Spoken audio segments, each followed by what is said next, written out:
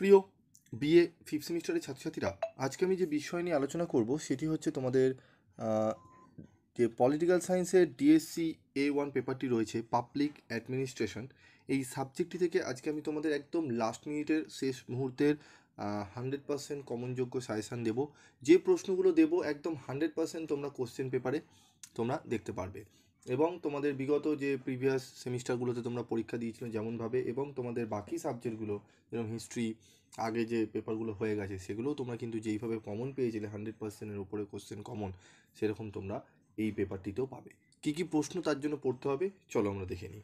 এবং আরেকটি বিষয়, আজকের এই ভিডিওতে তোমাদের উত্তরগুলো নিয়েও আলোচনা করব। তো ভিডিওটি প্রথম থেকে শেষ পর্যন্ত মনোযোগ সহকারে শুনতে থাকবে। Important question 10 marks. তুলনামূলক জনপ্রশাসনের মূল বৈশিষ্ট্যগুলি কী কী? অত্যন্ত গুরুত্বপূর্ণ প্রশ্ন, 4টি স্টার। বিকেন্দ্রীকরণ ও ক্ষমতা অর্পণের মধ্যে পার্থক্য চিহ্নিত করো, 4টি স্টার রয়েছে। এই প্রশ্নটি অত্যন্ত গুরুত্বপূর্ণ।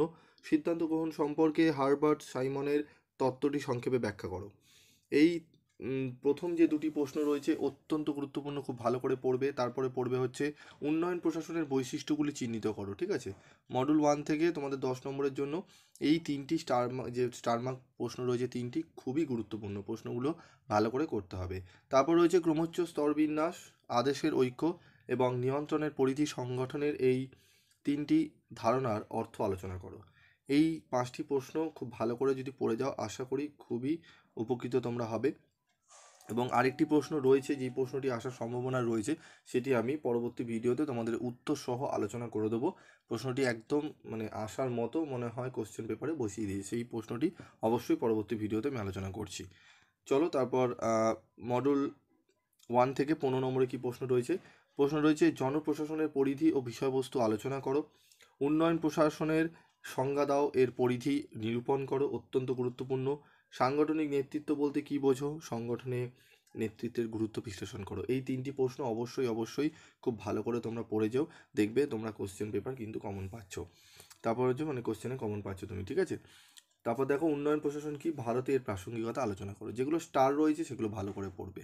তারপর চলে আসবো মডুল 2 থেকে। মডুল 2 থেকে 10 নম্বরের প্রশ্ন। প্রথম প্রশ্ন, প্রশাসনের নীতি প্রণয়নের গুরুত্ব কী? জাতীয় গ্রামীণ স্বাস্থ্য অভিযানের মূল বৈশিষ্ট্যগুলি কী? VVI question, star mark question. সংক্ষেপে নীতি নির্ধারণের বিভিন্ন মডেলগুলি আলোচনা করো। MGNREG এর আইনের মূল বৈশিষ্ট্যগুলি কী কী? অত্যন্ত গুরুত্বপূর্ণ, ঠিক আছে। যেগুলো স্টার রয়েছে একদম আশা করি তোমাদের রেডি হয়ে গেছে। যদি এখনও পর্যন্ত রেডি না হয়ে গিয়ে থাকে, তোমরা একটু সময় রয়েছে, তোমরা ভালো করে পড়ে নাও এবং রিভাইজ, যারা পড়ে নিয়েছো তারা রিভাইজ করে নিও, ঠিক আছে। তারপর দেখো আমাদের মাত্র আমি এখান থেকে 4টে প্রশ্ন দিলাম, তার মধ্যে 3টে প্রশ্ন স্টার করা। মডুল 2 থেকে 15 নম্বরের প্রশ্ন। প্রথম প্রশ্ন, আমলাতন্ত্র সম্পর্কে মার্ক্সের সমালোচনা ব্যাখ্যা করো। জননীতি কাকে বলে? জননীতির রূপায়ণ প্রক্রিয়ার উপর একটি টিকা লেখো। 3 নম্বর প্রশ্ন হচ্ছে জননীতির রূপায়ণ বলতে কী বোঝো? জননীতির রূপায়ণের প্রধান বাধাগুলি বর্ণনা করো। সর্বশিক্ষা অভিযানের প্রধান বৈশিষ্ট্য ও উদ্দেশ্যগুলি আলোচনা করো। এই 4টি প্রশ্ন ভালো করে যেও, দেখবে তোমরা কোশ্চেন কিন্তু কমন পাচ্ছ, তোমাদের পরীক্ষা খুবই ভালো যাবে যদি উত্তর ঠিকঠাক করে লিখতে পারো। তো চলো এবার আমরা উত্তর নিয়ে আলোচনা করব। প্রথম যে প্রশ্নটি, তুলনামূলক জনপ্রশাসনের মূল বৈশিষ্ট্যগুলো কী? সাধারণভাবে তুলনামূলক জনপ্রশাসন বলতে বোঝায় বিভিন্ন রাষ্ট্রীয় কাঠামোয় বিভিন্ন পরিবেশের পরিপ্রেক্ষিতে প্রশাসনিক ব্যবস্থা সমূহের মধ্যে তুলনামূলক আলোচনা। তুলনামূলক জনপ্রশাসনের মূল বৈশিষ্ট্য। তুলনামূলক জনপ্রশাসন আধুনিক শাখা যা বিভিন্ন দেশের প্রশাসনিক প্রণালী, কাঠামো ও কার্যপরিধির তুলনামূলক বিশ্লেষণ করে। এর মূল বৈশিষ্ট্যগুলি নিম্নরূপ। আন্তর্জাতিক দৃষ্টিভঙ্গি। তুলনামূলক জনপ্রশাসন ভিন্ন ভিন্ন দেশের প্রশাসনিক ব্যবস্থা, রাজনৈতিক, সামাজিক, পরিবেশ এবং সংস্কৃতি বিশ্লেষণ করে। এটি স্থানীয় প্রশাসনের চেয়ে বৈশ্বিক দৃষ্টিভঙ্গিকে বেশি প্রাধান্য দেয়। বহুমাত্রিক পদ্ধতি। এটি শুধুমাত্র প্রশাসনিক কাঠামো নয়, বরং প্রশাসনের সঙ্গে জড়িত অর্থনৈতিক, সামাজিক, রাজনৈতিক এবং সাংস্কৃতিক বিষয়গুলোকেও বিবেচনা করে। তুলনামূলক বিশ্লেষণ। তুলনামূলক পদ্ধতিতে বিভিন্ন দেশের প্রশাসনিক ব্যবস্থার সাদৃশ্য ও বৈসাদৃশ্য চিহ্নিত করা হয়, যা উন্নত প্রশাসনিক প্রণালী গড়ে তুলতে সাহায্য করে। পদ্ধতিগত বৈচিত্র্য। এখানে একাধিক পদ্ধতি যেমন ঐতিহাসিক, সমাজতান্ত্রিক এবং সাংস্কৃতিক পদ্ধতি ব্যবহার করা হয়। একই সঙ্গে পরিসংখ্যান এবং গুণগত তথ্য ব্যবহৃত হয়। উন্নয়নমূলক দৃষ্টিভঙ্গি। এটি উন্নয়নশীল ও উন্নত দেশের প্রশাসনিক ব্যবস্থার তুলনা করে উন্নয়ন চ্যালেঞ্জ মোকাবিলায় কার্যকর দৃষ্টিভঙ্গি প্রদান করে। অনুকরণীয় মডেল তৈরির প্রচেষ্টা। বিভিন্ন দেশের কার্যকর প্রশাসনিক পদ্ধতি বিশ্লেষণ করে এমন একটি মডেল তৈরি করা হয় যা অন্যান্য দেশে প্রয়োগযোগ্য হতে পারে। তারপর দেখো সাংস্কৃতিক প্রভাবের বিবেচনা। আধুনিকীকরণের দিকে মনোযোগ। নীতিগত সুপারিশ। বিভিন্ন তত্ত্বের ব্যবহার।